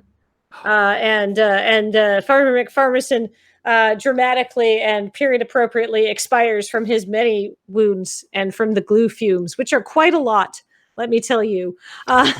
You know what helps with glue fumes? You can burn them away, and then there aren't any fumes. All right. Do you have anything that lights fires, Dale? Yes. Is there anything, else flammable that I could use as kindling in this mail storage facility? Well, there are 2 bins right in front of you, actually. So you can either alight this gigantic mail cart full of government stimulus checks or a Super Saver coupon book. Yes, I think that. Yes, well, we'll start with the latter, and we'll see where we go from there. Perfect. I think it'll all burn in the end, but I prepped a certain amount of items that you would find and could light on fire because I've met us, so I was like, perfect. All right. So you toss a match into this huge brick of unwanted kindling, and it goes up exactly like you might think it would, which is expeditiously. And so now you Trilby, you're shooting. I imagine at this point, I run out of bullets because they're old-fashioned 6-shooters, and I'm not very smart. And I just got up and I was like, click, click, click, click, click, click, click, click, click, click, click, click, click, click, click, click, and I throw the guns. Where are you throwing them? In her general direction. Are you gonna aim? Sure. Try to get her? I fail. All right. They clatter harmlessly off the table in front of her, which she has never once come out from behind, obviously, because you were shooting at her. And then she's going to stand up and she is going to say, all right, you meddling tunes. Now it's time to put a bullet in you for the first time. God damn it. But she absolutely fails. So I'm going to say that she gets caught up in some glue, which she has not noticed pooling around her ankle while there's been all of these gunshots and stuff, and wipes out over the table and shoots harmlessly into the air. What do you guys want to do? Neener. I said, we gotta scrap. I've got a bus token. Farmson is dead. We gotta hop to the bus station. That's where the device is. And he says that, and he puts his hands over his mouth. He realizes he's just giving away the game. Quick, run! She's stuck in the glue, Daddy-O's. I follow Swinebeck. Okay. Boom, boom, boom, boom, boom, Boom, boom, boom, boom. We run out of this burning mail room. Yeah. It's all very dramatic. There's screaming, and in fact, you see a hand going down into a vat of boiling mail glue, and it's just like.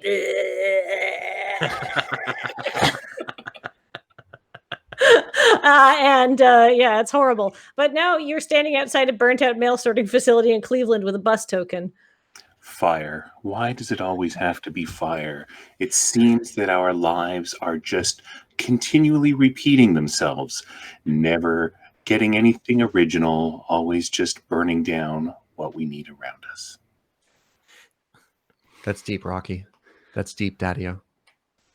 Shall we swagger on over to this bus station and get ourselves a ticket home? Sounds good to me. Right in front of you, buddy. So we look across the street and there's the bus station. Yeah, it's like right there. So you retrieve it, you get the letter, and you find the device, and it is the same device you've been chasing this whole time. It looks significantly worse for wear. It's packaged up in brown paper with string this time, and you think it's got enough juice for one last voop. Who's going to press it? Can we go back to the beach? I don't know if we have any control. Are there any knobs or anything we can twist on this to see where we go home? We go? There's only one. But you know what? I'm going to say that because you've been very good people who have been lighting so many things on fire. Trilby, you have incredible luck. I do have incredible luck. So I feel like I would like some assists from Swinebeck and Rocky somehow using their powers. And if you succeed on this, you can go to the beach. All right. I have made my roll. I don't want to say what happens yet. I want to wait for these. Dale, please.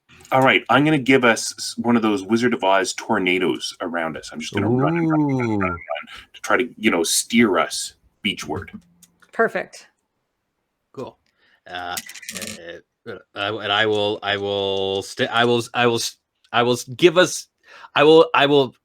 concentrate very hard on making a smell, which will add some sort of traction into the air, which will assist us within this tornado of things. And I fail at that, however. All right. So, how did you do on your speedy tornado, Dale? I failed. You failed. I hold up the button and I say, "There's no place like the beach, Daddy-O. There's no place like the beach, Daddy-O." And I fail. Excellent. Boom. Boom. You voot back to normal ass Farmer McFarmson's farm. And you say, and you look there, and Farmer McFarmson is there, and Plod is there, and they are looking at you. And Queen Midnight is there, and she goes, "You're not so incompetent after all." And Plod says, "I have a very important job for you. I think that you have a skill that only you can complete this job." And she hands you the binder. She hands you a thick binder labeled Project Cassus and a lighter and some gasoline, and she walks away.